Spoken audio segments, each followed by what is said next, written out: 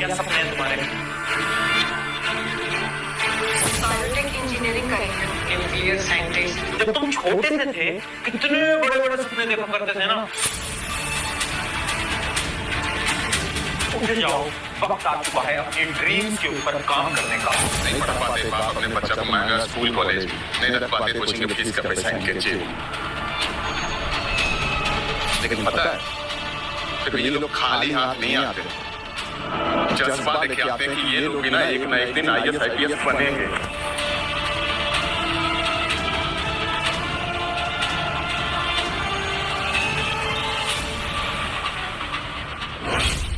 तो हाय, आज आया हूँ तुमसे 1-to-1 बात करने। आज आया हूँ तुम्हारे प्रशांत भैया का कर्तव्य पूरा करने। कैसी चल रही है जिंदगी? यहाँ पर ना एक शब्द लिखा है पीछे, ड्रीम, अपना। क्या सपने हैं तुम्हारे?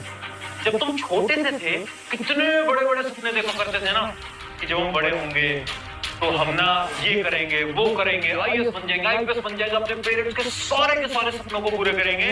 धीरे धीरे वक्त बीतता गया, तुम बड़े बनते गए और वो सपने कहीं ना कहीं गायब होते गए।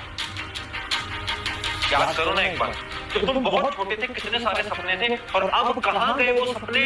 कहाँ गई वो आग? कहाँ गई वो मोटिवेशन? वो जब तुम छोटे थे तुम्हारे अंदर एक इतनी ऊर्जा थी कि नहीं मुझे वो करना है या नहीं करना है। अब कहाँ है? कहाँ खो गई वो मोटिवेशन? देखो यार, एक चीज मैं तुम सबको बताना चाहता हूँ, जितने भी तुम्हारे सपने हैं वो पूरे तुम्हें करने पड़ेंगे और वो तुम पूरे कर पाओगे पढ़ाई से। अब तुम बोलोगे भैया पढ़ाई से क्या होता है? हमें तो भैया कुछ और करना है, हमें तो ना भैया बिजनेस खड़ा करना है, पढ़ाई से कुछ नहीं होता। अच्छा, ऐसा है क्या? पढ़ाई सिर्फ किताबी ज्ञान नहीं है, पढ़ाई तुम्हें मेहनत करना सिखाता है।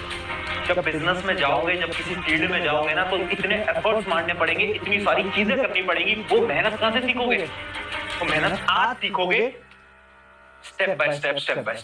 अगर तुम सोच रहे हो ना बिना पढ़ाई के तुम बिजनेसमैन बन जाओगे या फिर बिना मेहनत करे तुम बिजनेसमैन बन जाओगे, नहीं, कुछ भी बिना मेहनत के पॉसिबल नहीं है। इस बात को समझ लो। तो अगर तुम अपने सपने पूरे करने हैं ना, तो यार लग कर पढ़ाई करो। अरे एक ही तो काम है पूरे दिन भर में, और काम ही क्या है? और काम क्या है? तुम्हारे माता पिता ने और क्या काम दिया है तुम्हें? यही तो बोला है कि बेटा बेटी इसे पढ़ लेना, क्योंकि तुम चाहते हैं कि तेरे मार्क्स बहुत अच्छे आए और हमें बहुत प्राउड फील हो। यही तो बोला है उन्होंने। और क्या चाहते हैं तुमसे? एक काम है पूरे दिन का, अगर वो भी तुम शिद्दत से नहीं निभाओगे तो तुम्हें कैसे लगता है कि तुम जिंदगी में कुछ बड़ा कर लोगे? ऑनेस्टली बोल रहा हूँ, रियलिटी बता रहा हूँ, डीमोटिवेट नहीं कर रहा हूँ, सच्चाई बता रहा हूँ। अगर तुम एक काम पे अपने एफर्ट्स नहीं लगा रहे, तुम्हें लग रहा है तुम बड़े होगे तुम कुछ बड़ा कर लोगे, नहीं कर पाओगे दोस्त, नहीं कर पाओगे। ये रियलिटी है, ये कोई और नहीं बोलेगा। आज मैं तुम्हें बता रहा हूँ, ये रियलिटी है। अब तुम बोलोगे भैया पढ़ाई करनी तो है, बट ना बहुत सारे रीजंस हैं जिनकी वजह से हम नहीं कर पाते। जैसे कि बीच में क्या हुआ था ना, मेरी ना तबीयत खराब हो गई थी। उसके अलावा भैया मेरे जो टीचर है ना, जो मेरे स्कूल वाले टीचर है, होमवर्क बहुत देते हैं, वो पढ़ाते अच्छा नहीं है, वो ये नहीं करते, वो नहीं करते, मेरे पेरेंट्स ये हैं, ऐसे हैं, वैसे हैं, ऐसे हैं। कब तक झूठ बोलोगे? कब तक बहाने दोगे?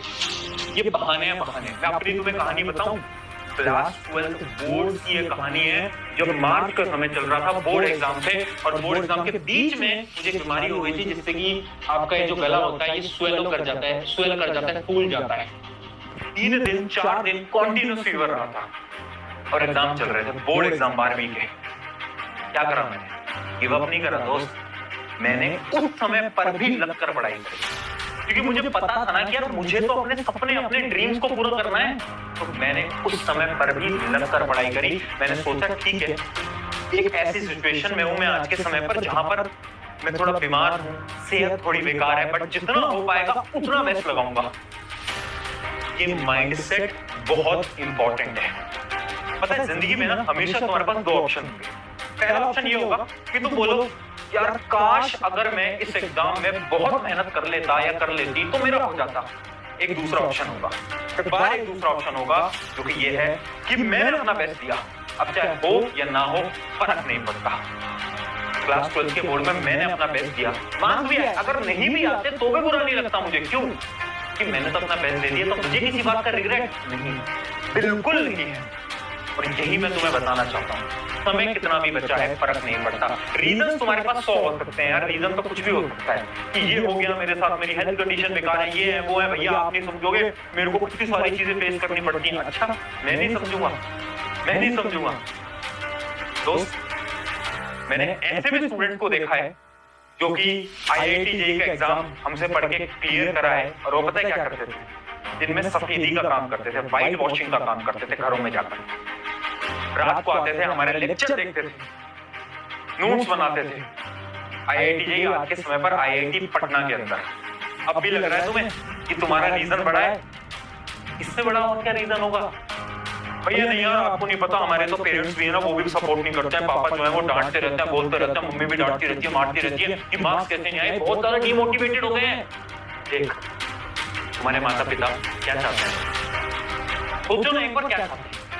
वो बस इतना चाहते हैं कि तुम पढ़ लिख कर अपने पैरों पे खड़े हो जाओ, बस उनको इतना चाहिए। तो पिता है आपके, वो एक ऐसा इंसान है जो कि खुद 5-6 साल से एक ही शर्ट पहन रहे हैं, एक ही पैंट पहन रहे हैं। एक बार जाकर देखना, आज इतने साल हो गए उन्होंने अपनी शर्ट नहीं बदली है, पैंट नहीं बदली है। क्यों? ताकि तुम अच्छे स्कूल में पढ़ सको, अच्छी ऑनलाइन क्लासेस ले सको, अच्छे ट्यूशन जा सको और अच्छी किताबें ले सको। और इतना करने के बाद क्या उनका हक नहीं बनता तुम्हें 1-2 बार बोलने का? बनता है ना यार।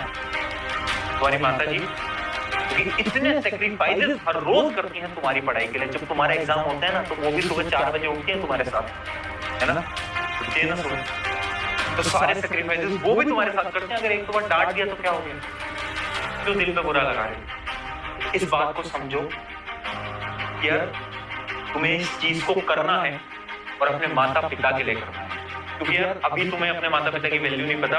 आप उनसे पूछो जिनके पास उनके पिता नहीं है, आप उनसे पूछो जिनके पास उनकी माता जी नहीं है कि माता पिता की क्या अहमियत होती है, वो आपको बहुत अच्छी तरीके से बता पाएंगे। इस वजह से मैं बोल रहा हूँ अपने सपने पूरे करो, उठ जाओ, वक्त आ चुका है अपनी ड्रीम्स के ऊपर काम करने का, टाइम है तुम्हारा चमकने का।